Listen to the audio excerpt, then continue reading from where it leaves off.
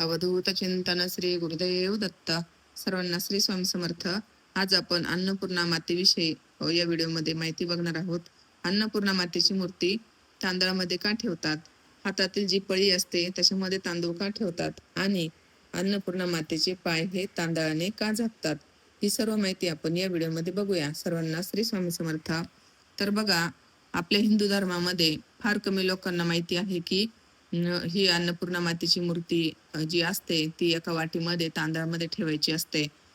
अनेकांच्या देवघरात किंवा लग्न, गृहप्रवेश, वास्तुशांती आणि आपण जेव्हा सत्यनारायण वगैरे करतो अशा शुभ प्रसंगी अन्नपूर्णा मातेची छोटी पितळाची मूर्ती तांदळामध्ये ठेवली जाते. तिच्या हातात एक छोटी पळी असते आणि त्या पळीमध्ये आपण थोडेसे तांदूळ असे ठेवलेले असतात. आता मातेचे चरण देखील तांदळाने झाकलेले असतात. पण हे का, म्हणजे याच्या मागचं कारण काय आहे? तर बघा, यामागे काही परंपरा वगैरे नाही आणि याच्या मागे काही अर्थही दडलेले नाही. अन्नपूर्णा माता म्हणजे कोण? तर अन्नपूर्णा माता म्हणजे एक पार्वतीचंच दिव्य असं एक रूप आहे. अन्न म्हणजे अन्नधान्य आणि पूर्णा म्हणजे पूर्णत्व, भरभराटी, समृद्धी याचा अर्थ असा होतो. म्हणून संपूर्ण सृष्टीचे पालन करणारी, प्रत्येक जीवाला अन्न देणारी आणि कोणालाही उपाशी न ठेवणारी माता म्हणजे अन्नपूर्णा माता. आपल्या हिंदू धर्मामध्ये अन्नाला देवाचे रूप मानले जाते. अन्न हे पूर्ण ब्रह्म असतं. आपण असं म्हणजे म्हणतो की अन्न हे पूर्ण ब्रह्म आहे. अन्नामध्ये ईश्वराचा वास असतो. भगवान शिव आणि अन्नपूर्णा मातेची आता तुम्हाला एक छोटीशी कथा सांगते. एके दिवशी भगवान शिव म्हणाले की हे संपूर्ण जग या माया आहे, म्हणजे हे संपूर्ण जग एक माया आहे, अन्न ही माया आहे. माता पार्वतींना हे पटलं नाही.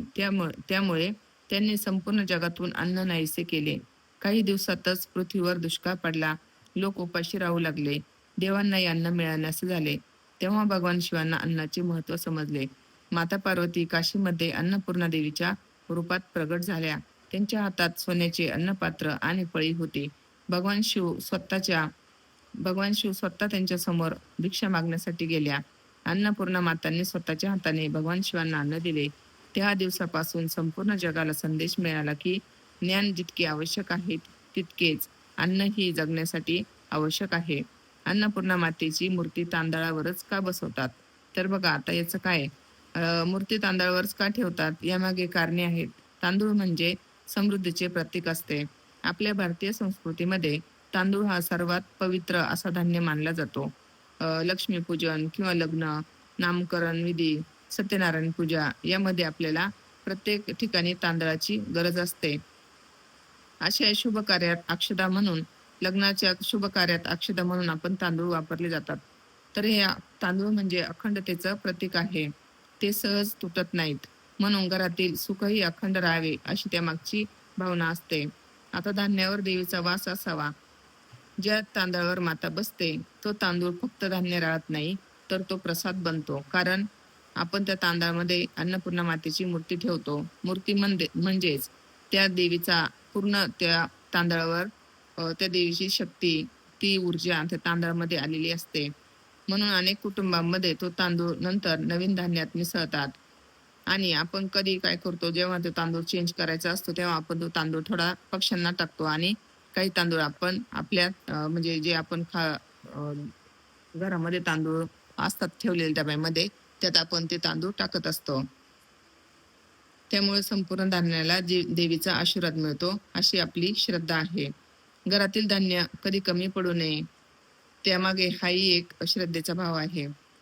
पूर्वी लोक वर्षभराचे धान्य एकत्र साठवून ठेवायचे. अन्नपूर्णा मातेची पूजा करून अशी प्रार्थना केली जायची की आमच्या घरातील धान्याचे कोठार सदैव भरलेले राहू दे. आणि ही भावना आजही कायम आहे. पळीमध्ये तांदूळ का ठेवतात? तर अन्नपूर्णा मातेच्या हातात असलेली पळी म्हणजे अन्नदानाचे प्रतीक.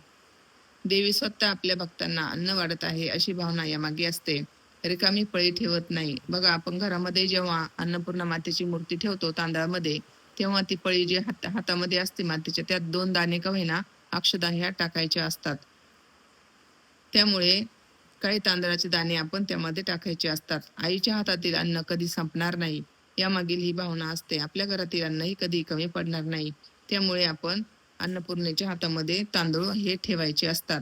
आता देवीचे चरण हे तांदळाने का झाकलेले असतात?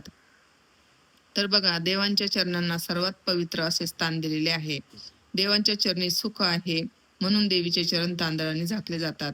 यामागे भावना अशी आहे की देवीची कृपा आपल्या धान्यावर कायम राहो, घरात लक्ष्मी आणि अन्नपूर्णा दोघांचाही वास राहो, प्रत्येक दाण्यात देवीचा आशीर्वाद राहो. यामागची ही अशी भावना आहे. पूजेनंतर हा तांदूळ काय करायचा? तर बघा, आता आपण जे वेळेस तांदूळ चेंज करत असतो, शुक्रवारी म्हणा, मंगळवारी म्हणा, तर तो तांदूळ काय करायचा असतो?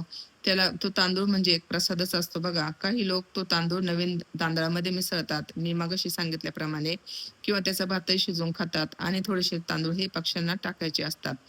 तर बघा, आता ही जी अन्नपूर्णा माता आहे तिच्याकडे आपण नेहमी प्रार्थना करत असतो की तुझी कृपा नेहमी आमच्यावर राहू दे, आमच्या घरातील अन्नधान्य ही कधी कमी पडू देऊ नकोस, असं आपण नेहमी अन्नपूर्णा मातेकडे प्रार्थना करत असतो. यातून आपल्याला काय शिकायला मिळते? तर बघा, अन्न अन्न हे पूर्ण ब्रह्म तर आहेच, पण अन्नपूर्णा मातेची ही जी आपण मूर्ती घरामध्ये ठेवतो यातून आपल्याला ती संस्कार शिकवते. म्हणजेच आपण अन्नधान्याची नासाडी करू नये, अन्न वाढताना प्रेमाने वाढावे, कोणीही उपाशी झोपू नये याची आपण काळजी घ्यावी. अन्नदान हे सर्वात श्रेष्ठ दान आहे. जेवणापूर्वी देवाचे स्मरण करून मगच आपण जेवावे. यामुळे ही अन्न पिकवणारे आपले शेतकरी बांधव आहेत, त्यांचाही आपण यामध्ये सन्मान करायला पाहिजे. प्रत्येक अन्नकणामध्ये देव आहे, म्हणजेच अन्नामध्ये देवाचा वास आहे, अशी आपण प्रत्येकाने आपल्यामध्ये भावना निर्माण झाली पाहिजे. आता यामागची एक सुंदर श्रद्धा आहे बघा. ज्या घरामध्ये रोज अन्नपूर्णा मातेची पूजा केली जाते, जिथे अन्नाचा आदर केला जातो, जिथे पाहुण्याला प्रेमाने जेवू घातले जाते आणि जिथे अन्नदान केले जाते, त्या घरातून दारिद्र्य हळूहळू दूर होते. घरात समाधान, आनंद आणि समृद्धी नांदते. म्हणजेच अन्नपूर्णा मातेची मूर्ती आपल्या घरामध्ये असल्यावर हे सर्व काही आपल्याकडे हळूहळू यायला लागते. आपली जी काही दारिद्र्य दुःख आहेत ते नष्ट व्हायला लागतात. तर बघा, अशी अन्नपूर्णा मातेची मूर्ती तांदळावर ठेवली जाते. तिच्या हातामध्ये थोडेसे तांदूळ ठेवतात आणि तिचे चरण हे झाकले जातात. ही केवळ पूजा नसून अन्न हेच परब्रह्म आहे. अन्नाचा आदर करा, अन्नदान करा आणि प्रत्येक अन्नकणामध्ये देवीचा आशीर्वाद पहा. या सुंदर भावनेचे हे प्रतीक आहे. अन्नपूर्णे सदापूर्णे शंकर प्राणवल्लभे ज्ञान वैराग्य सिद्धार्थ भिक्षाम देही च पार्वती. तर बघा, अशी ही आपली अन्नपूर्णा मातेची मूर्ती ज्यांच्याकडे नसेल त्यांनी आवर्जून घ्या. आपल्या नजदीकच्या केंद्रामध्ये ती भेटते आणि गुरुवारी ती मूर्ती आणून शुक्रवारी आपण त्याचा अभिषेक वगैरे करून आपण ती आपल्या देवघरामध्ये स्थापन करू शकतो.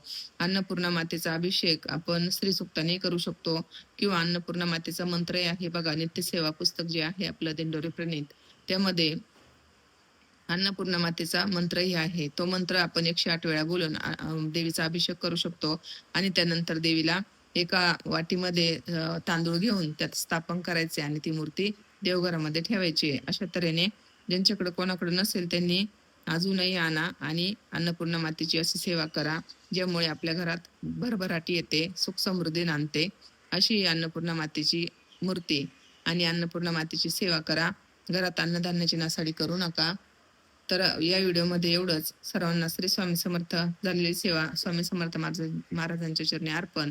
भेटूया पुढच्या व्हिडिओमध्ये अशाच काही नवीन विषयासह. तोपर्यंत सर्वांना श्री स्वामी समर्थ.